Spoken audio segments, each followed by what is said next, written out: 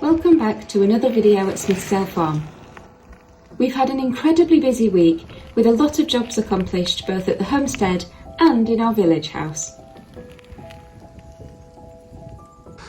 So I set off as they were preparing to get into the car, and this little baby's got me to the top of the mountain first. So here they come, and we're about to have an afternoon on the land.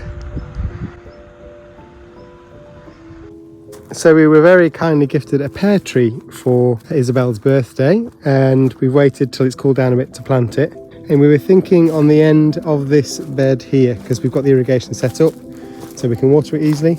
So this is one of the veg beds we started in the summer or spring, and then we were thinking to put the tree there. So we were thinking this spot because there should be a bit more life in the soil here already, and the ground's kind of prepped that way, so hopefully the tree doesn't have to do too much work while it's setting its roots. So Katie's going to get on with that and dig the hole, and then we'll pop this tree in.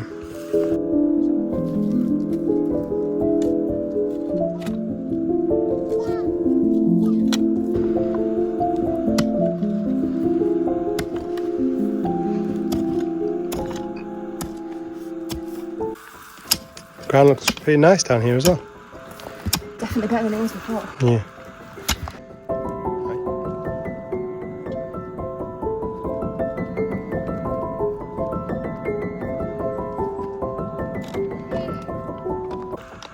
So we've got the organic rooting hormone that we use for the other trees in the spring, and so we'll sprinkle that around the roots on the pot, and then dig it back in.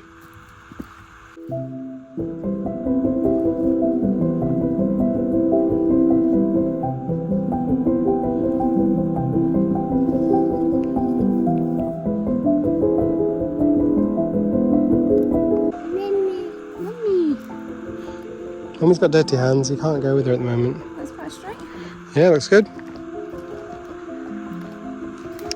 Oh, little helper.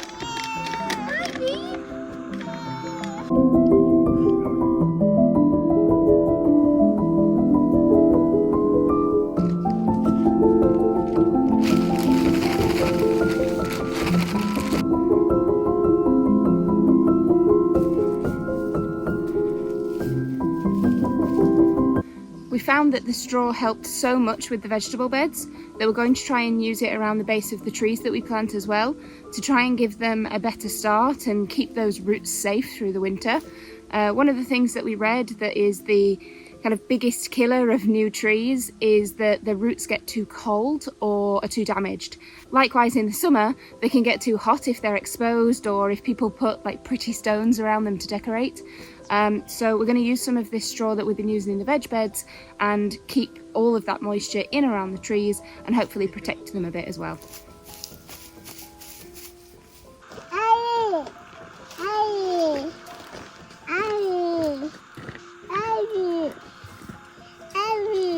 Orange? Yeah.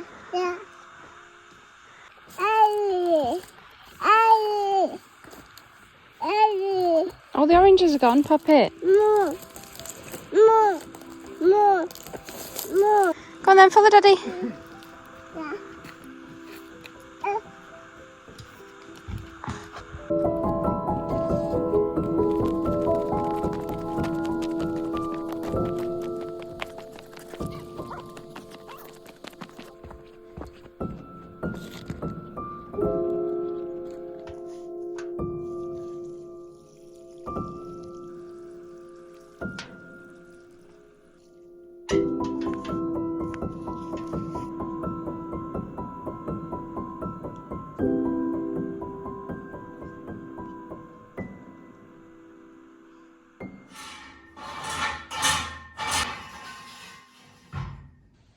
In the kitchen renovation, we're adding a new skill to our ever-growing DIY list.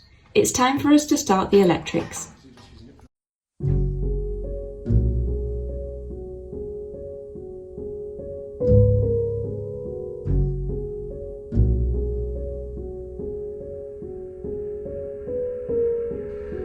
We've never wired any electrics before, unless you count changing a light fitting or swapping out a plug socket. We'll be getting a professional to install all the wiring later on in the renovation process, but we're going to be setting out the circuit, conduit and sockets ourselves. We'd actually started some of this a little while ago before we finished sanding and oiling the beams, as we didn't want to get any of that bright orange paint all over everything.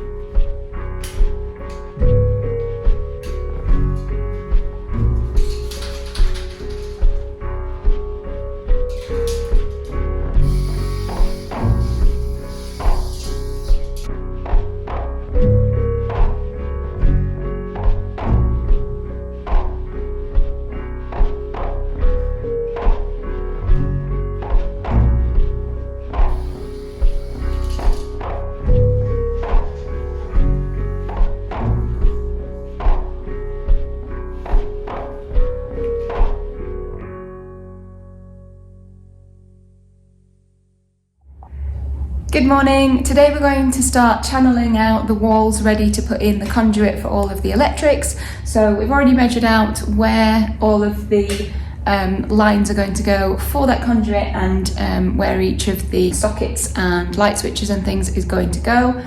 In some areas we're having the electrics external and some of them we're having them internal, so some of them are being like chased into the wall and some of them are going to sit proud.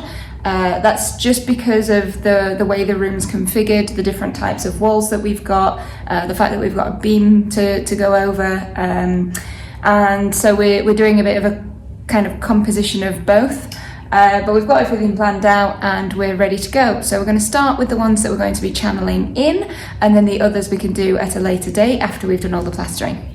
So we've marked out the electrics now and where we're going to put all the different boxes. So these boxes can be used for plugs or for switches. But this corner for us is a little bit, we're unsure because we're not electricians. So messaging a friend who is an electrician to see what he thinks.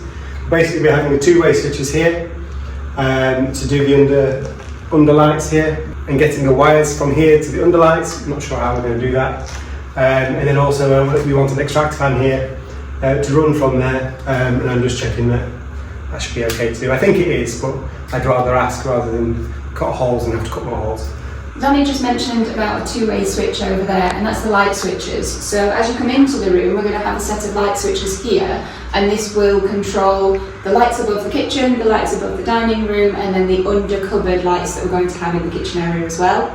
Over on the other side, there's going to be an additional one, which is going to be for that extractor fan. So these will be hooked up so that you can do both from both sides. But because this wall is made out of the little thin bricks, the same as this going that way, this isn't thick enough to be able to chase in and sink the boxes. We'd end up with holes on the bathroom wall on the other side. So what we're going to do is have, similar to how the original work was done, we're going to have external on some walls and internal on the others. So here this is going to be external pipework with external boxing. We're also going to have external across the top along underneath the beams, and then we're going to have a set of plug sockets here because this is going to be our kind of coffee station where we're going to sit, probably a little armchair, maybe a plant, nice little area that we can sit and have coffee.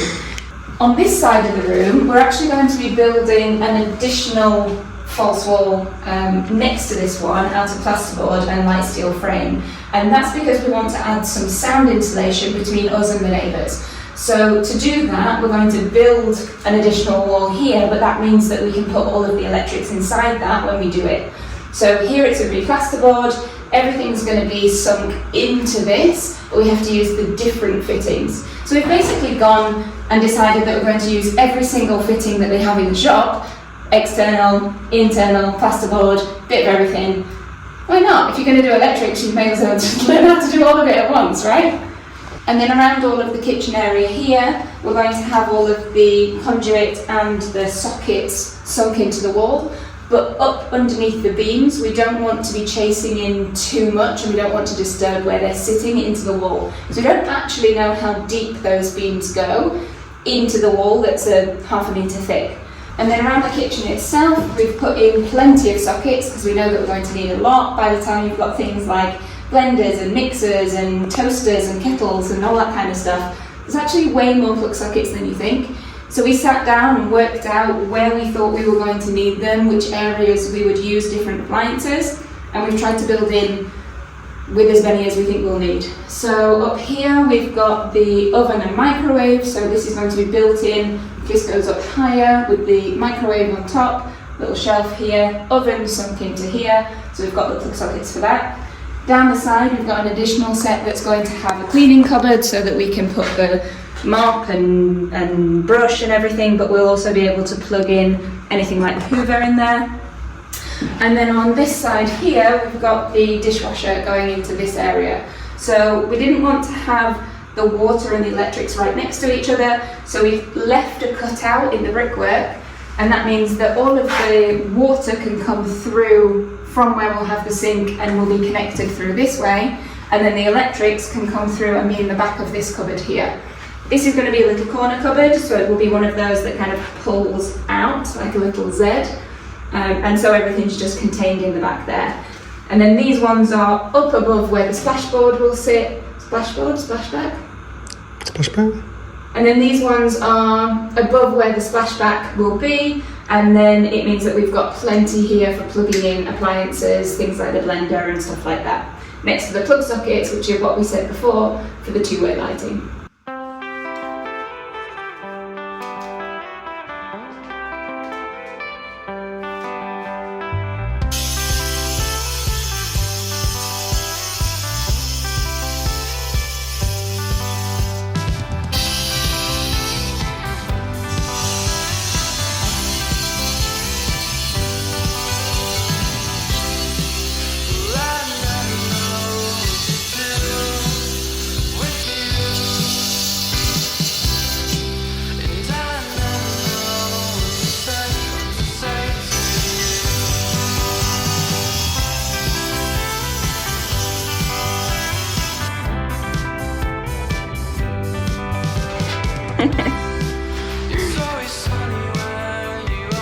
It's a bit dusty, isn't it?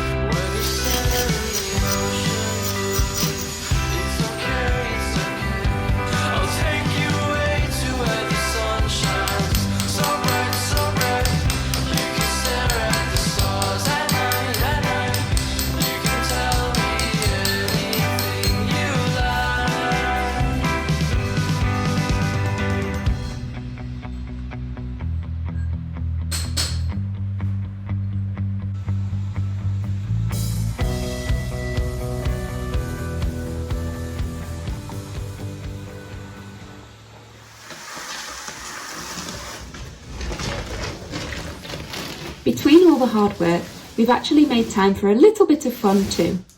Hitway got in touch and asked if we'd be interested in trialling one of their e-bikes. And they're the sponsor of this video. There you can see the thickness of the tyres, good size. So I'll get this all out and put it together and show you what the bike looks like. Of course, we jumped at the chance of having a more eco-friendly way of getting about for shorter journeys or trips without Isabel and Paco.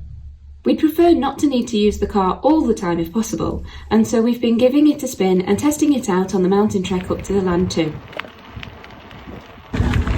This is my first time on an electric bike, so just getting used to how it works, how the power kicks in. But yeah, it works really good. I mean, it really takes the effort off the hill. I mean, these hills up to ours are really steep. Like I wouldn't try it normally. So that's the readout. So I stopped pedaling there and it slowed down. Put it on level 3, turn it down to level 2, back up to level 3 because I'm doing a bit of a hill. And it goes up to 25 kilometres an hour It actually doesn't read faster than that. Coming down the big hill, I was definitely going faster than that. It kind of just stopped to 25. So it's definitely a readout to make sure you're not maxing out the bike too much, but I think for normal cycling, it doesn't tell you. What's also nice is cycling this route is normally you're in the car, you're going quite fast. You don't get to see everything. Whereas you're on the bike, it slows you down. You've got time to look at a bit more scenery on the way up. It's really nice. This is the BK6S, a foldable flat tyre e-bike made for smoother riding on rougher terrain. It's surprisingly sturdy for a foldable bike, and the frame feels very strong when you're riding it. It has a little cushion on the back too that's perfect for a short ride for a second person, and the top tier assist is still strong enough to hit the max speed with 2 people riding. The only slight issue that we found was when you were riding using the top level assist on a flat surface, then the 7 gears don't seem to quite go high enough and you feel like you're pedalling really quickly. But in reality, the top level assist isn't really needed on the flats anyway, and you really notice that extra power when you're cycling on an incline and actually need it. The battery can last between 35 and 90 kilometres, depending on which level of assist you use, which is easily enough for a trip into town, or for us, up to the land and back several times before needing to recharge. Hitway currently has some really good deals on their website in the run-up to Christmas, and you can save €390 on this model, for example. And Smithsdale Farm viewers will get an extra special discount of an additional €30 off with the code SMITH30. So click the link in our description if you're interested, and thank you again to Hitway for sponsoring our video.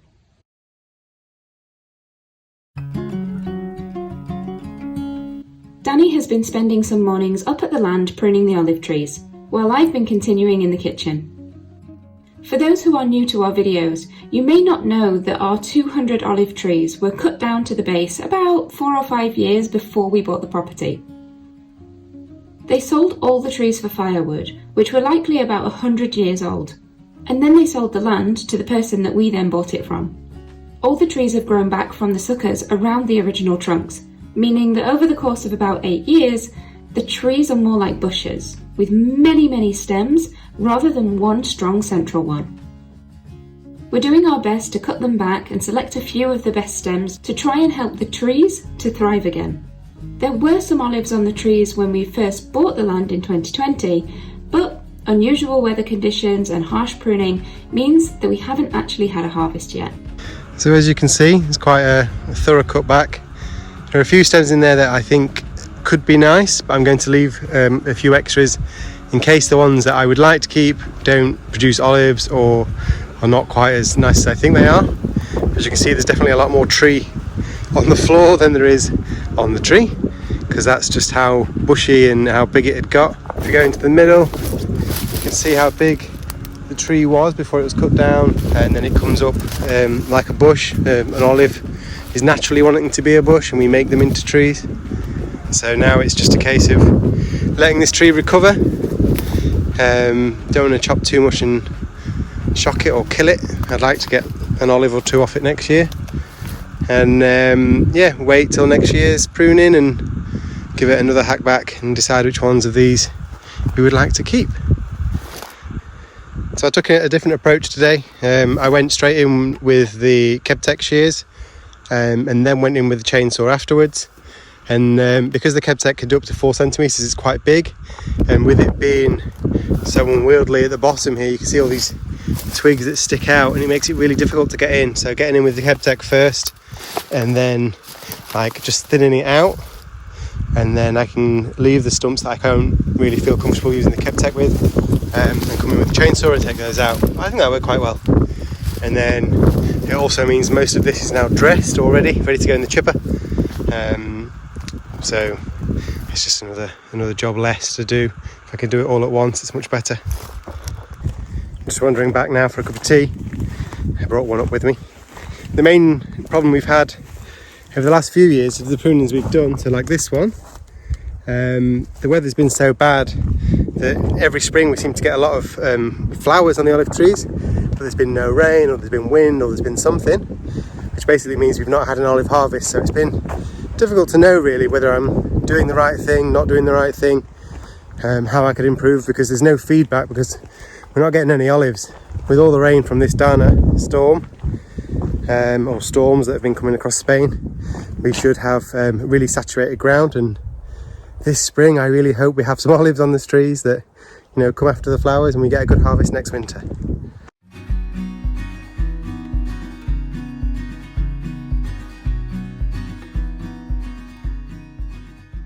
So we've come up to the land, it's the weekend, and I've got those trees to be doing some chippings. So we've got these ones from this tree, that tree down there, and then this tree here to do. So we brought up the bluetti, attached to the chipper, and just wheeled them across, nice and easy. So I suppose just get on with it.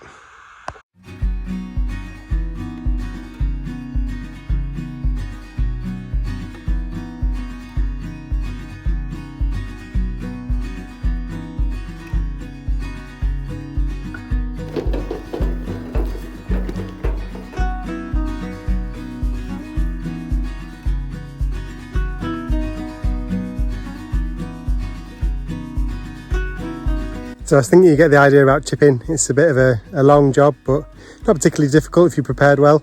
With those new shears we've got from KebTech, they really have helped a lot. Like everything's prepared in a good way, so I'm just picking up branches and putting them in. Whereas beforehand we were kind of like half preparing and then having to clip all the time, and it kind of breaks up the chipping process. Whereas if I've prepared everything quite well and it's on the ground, I just pick it up and throw it through the chipper. It's making the process much easier, so I would recommend doing that if you have a lot to chip. After 2 hours of chipping, the bluetti is finally packed in. It's not surprising really, I'm running a device that's 2,500 watts for 2 hours, so it's a lot of energy, but it's precisely why we wanted to get hold of a bigger power bank, and Bluetti kindly gave us one, and it enables us to do this. So I think that's enough work for today. We'll go home and charge this, and then there's only that tiny little bit next to the chipper left to do, but that's how things are, and we'll come up another day. As sod's law would have it, in a mountain of other jobs, something else has gone wrong in the house. It seems like things always seem to crop up and interrupt our flow when we're working on something in the kitchen. This time, an hour before going to pick up Isabel from nursery, our living room door decided to fall off its hinges.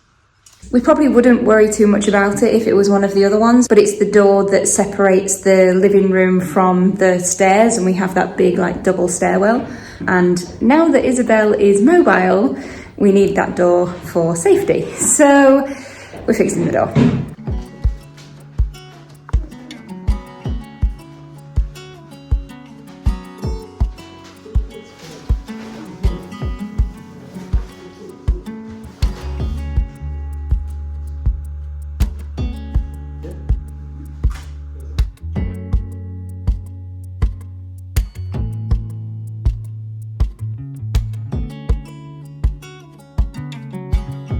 We hope that you really enjoyed watching this week's video. If you're not subscribed to our channel yet, then maybe you might consider doing so. Only about 20% of our viewers are subscribed, so there's plenty of you out there that might like to hit that button and give us a little boost as an early Christmas present. We had about T-minus 20 minutes to get that done before it's time to go get Isabel, which is now. So luckily, just got it done in time and we're going to go get her. As always, thank you so much for watching, and we'll see you on the next one.